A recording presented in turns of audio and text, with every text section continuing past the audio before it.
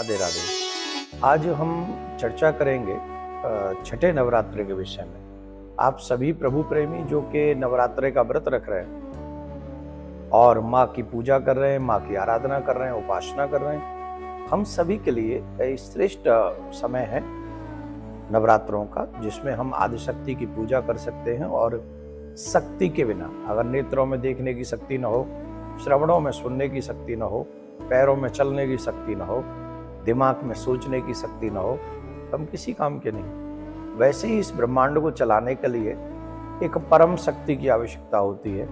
वही परम शक्ति के अनेक रूप हैं, जिनमें से 9 रूपों की पूजा सनातन परंपरा में सनातन प्रेमी करते हैं। आप और हम बड़े मन से करते हैं। तो आइए हम जानने का प्रयास करते हैं कि छठे नवरात्रे में किस देवी की पूजा की जाती है, उन देवी का वाहन क्या है, इनकी पूजा करने से फल क्या मिलता है। ध्यान देने योग्य बात है, जिन बच्चियों के विवाह में विलंब होता है उन बच्चियों को इस छठे रूप में जो माँ विराजमान है, जो कि कात्यायनी माँ के रूप में जानी जाती हैं, उनकी उपासना, उनकी आराधना से भक्तों को बड़ी आसानी से अर्थ, धर्म, काम, मोक्ष की प्राप्ति हो जाती है।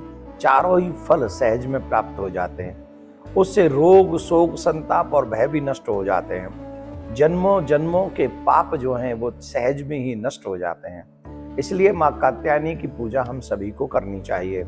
इनकी 4 भुजाएं हैं। दाईं तरफ का ऊपर वाला हाथ अभय मुद्रा में है तथा नीचे वाला हाथ वर मुद्रा में है। माँ की बाईं तरफ से ऊपर वाले हाथ में तलवार है और नीचे वाले हाथ में कमल का फूल है। इनका वाहन भी सिंह है। इनका स्वरूप अत्यंत भव्य और दिव्य है। ये स्वर्ण के समान चमकीली हैं और स्वयं बहुत ही सुंदर हैं, प्रकाशवान है। माँ कात्यायनी की जो कथा है प्राकट्य की, वो भी ध्यान से सुने। इस देवी को नवरात्रि के छठे दिन पूजा जाता है। कात्य गोत्र में विश्व प्रसिद्ध महर्षि कात्यायन ने भगवती माँ परम्बा की पूजा करी थी, तपस्या करी थी और उनसे पुत्री के रूप में वरदान प्राप्त किया था कि मुझे एक पुत्री प्राप्त करनी है। तो माँ अम्बा ने यही कहा था कि कहाँ मेरे समान कोई पुत्री तुम्हें प्राप्त कराऊं, मैं स्वयं आपकी पुत्री आकर बनूंगी। तो स्वयं उन्हीं के घर में पुत्री के रूप में उन्होंने जन्म लिया था, इसीलिए वो देवी कात्यायनी कहलाई। इनका गुण शोध कार्य है, इसीलिए शोध करती हैं ये माँ, इनका गुण है विशेष तौर पर।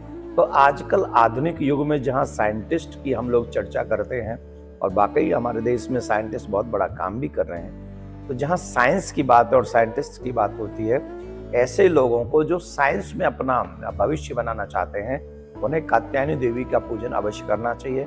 उन्हें कात्यायनी देवी के मंत्रों का जाप करना चाहिए, जिससे वो अपने उच्चतम लेवल पर पहुंच सकते हैं। इसमें कोई दो राय नहीं है। और ये जो है ब्रज की भी देवी हैं। आपको याद होगा, इनके विषय में हमने बताया है कई बार। ब्रज की गोपी जब पर ब्रह्म को अपने प्रेमी के रूप में, पति के रूप में प्राप्त करना चाहती हैं, तो इन्हीं देवी का पूजन उन्होंने किया है। कात्यायनी देवी का ही पूजन किया है। भागवत में इसका वर्णन है, दशम स्कंद में इसका वर्णन है। और उनका वो मंत्र आप सबको याद होगा। जो कन्याएं अनमैरिड हैं, जिन्हें शादी में विलंब हो रहा है या मनवांछित वर चाहिए, उन लोगों को, उन देवी कन्याओं को ये मंत्र अवश्य बोलना चाहिए। कात्यायनी महावाय महायोगिन्नधीश्वरी नंद गोप सुतम देवी पति में कुरुते नमः। मतलब श्रेष्ठ पति हमको प्राप्त हो, ऐसा मांगना चाहिए। तो इनको माँ को कौन सा पुष्प पसंद है, तो वही गुड़ैल का पुष्प और लाल पुष्प इनको पसंद है। तो माँ को गुड़ैल का या कोई भी लाल पुष्प उनको अर्पण करना चाहिए। माँ कात्यायनी को भोग किसका लगाएं, तो माँ कात्यायनी को शहद पसंद है, मधु पसंद है।